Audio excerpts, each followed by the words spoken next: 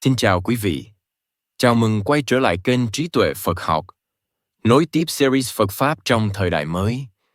Tập trước chúng ta đã nói về cốt lõi của toàn bộ lời dạy Đức Phật nằm trong bổn sự thật cao quý gọi là tu diệu đề. Nhưng không phải như chúng ta vẫn thường hiểu. Và khi chạm đến tận gốc rễ của khổ đau, còn thêm một sự thật nữa mà có lẽ trong mọi giáo lý của Đức Phật. Vô ngã là điều khiến nhiều người bối rối nhất. Nếu không có tôi, thì ai đang nghe, ai đang tu, ai đang sống? Và tập này chúng ta cùng tìm hiểu vô ngã cùng Stephen Batchelor. Ông nói rằng, vô ngã không phải là triết lý phủ nhận con người, mà là con đường mở ra tự do, khi ta không còn bị giam hãm trong hình bóng của cái tôi. Từ nhỏ, ta được dạy rằng ta là một người riêng biệt. Ta phải chứng minh mình thông minh, đạo đức, thành công. Phải trở nên một ai đó. Nhưng càng cố khẳng định cái tôi, ta càng thấy mệt mỏi, bất an, cô đơn. Chúng ta sống như người đang xây lâu đài cát giữa sóng biển. Mỗi lần sóng đến, ta lại vội vàng đáp lại. Và suốt đời, ta tưởng đó là mình.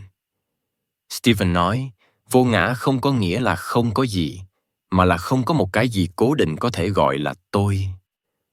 Mọi thứ cảm xúc, ký ức, suy nghĩ đều đang thay đổi, như đám mây đang trôi qua bầu trời. Vô ngã rất dễ hiểu. Hãy tưởng tượng bạn đang xem một bộ phim.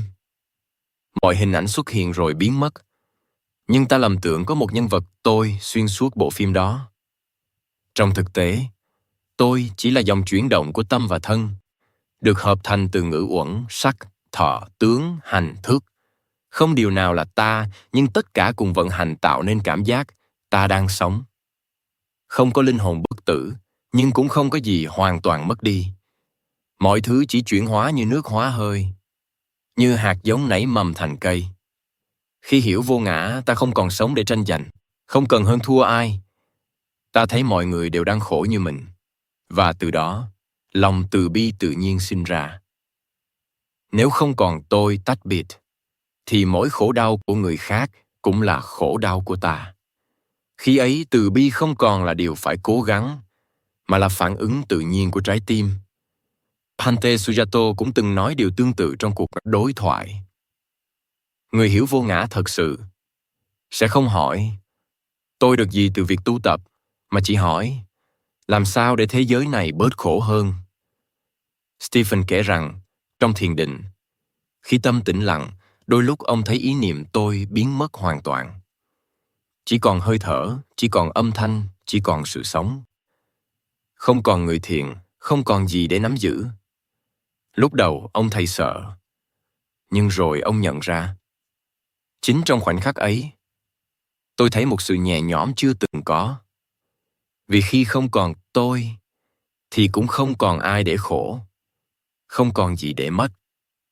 Và đó là tự do đích thực, sự tự do của vô ngã. Nhưng ông không muốn vô ngã chỉ là ý niệm triết học. Hãy thử sống một ngày mà không bị cái tôi chi phối. Khi ai đó nói lời khó nghe, đừng vội phản ứng. Chỉ nhận biết, đây là âm thanh, là cảm giác. Khi đó, bạn đang sống trong vô ngã. Hay khi ta đang giận, chỉ cần dừng lại và hỏi, cơn giận này thuộc về ai? Và ta sẽ thấy không có ai cả, chỉ có năng lượng đang khởi lên rồi tan đi. Vô ngã không phải là biến mất, mà là sống nhẹ hơn, tự nhiên hơn, rộng mở hơn. Trong xã hội ngày nay, người ta nói nhiều về cái tôi, bản ngã, về sự thành công cá nhân. Nhưng Phật Pháp khuyên, càng ít tôi, càng nhiều bình an. Nếu hiểu vô ngã trong cái đời sống thế tục, ta sẽ thấy mình không còn phải đóng vai ai cả. Ta được phép là chính mình một phần của dòng sống lớn hơn. Không cần phải cố chứng minh điều gì. Vô ngã không phải triết lý để bàn cãi, mà là một lối sống để trở nên nhẹ nhàng. Khi ta thôi bám vào cái tôi, ta mở ra khoảng trời rộng cho lòng thương. Không cần phải biến mất khỏi thế gian, chỉ cần buông bợt những ranh giới trong tim. Vì trong từng hơi thở, từng nụ cười, vô ngã đã đang hiện hữu, như bầu trời lặng yên, ôm trồn mọi hình mây mà chẳng cần giữ lấy một ai. Trong suốt những năm giảng dạy và viết sách, Stephen luôn nói một câu: Phật giáo không phải là tôn giáo để tin, mà là nghệ thuật sống để thực hành. Với ông, tu tập không nằm ở những nghi thức, mà ở cách ta lắng nghe, nói năng, hành xử và yêu thương. Trong tập sau, chúng ta sẽ phân tích Phật Pháp là nghệ thuật sống giữa người và người. Xin cảm ơn quý vị đã đồng hành cùng kênh Trí Tuệ Phật Học. Xin chúc quý vị luôn mạnh khỏe, an nhiên giữa đời thường.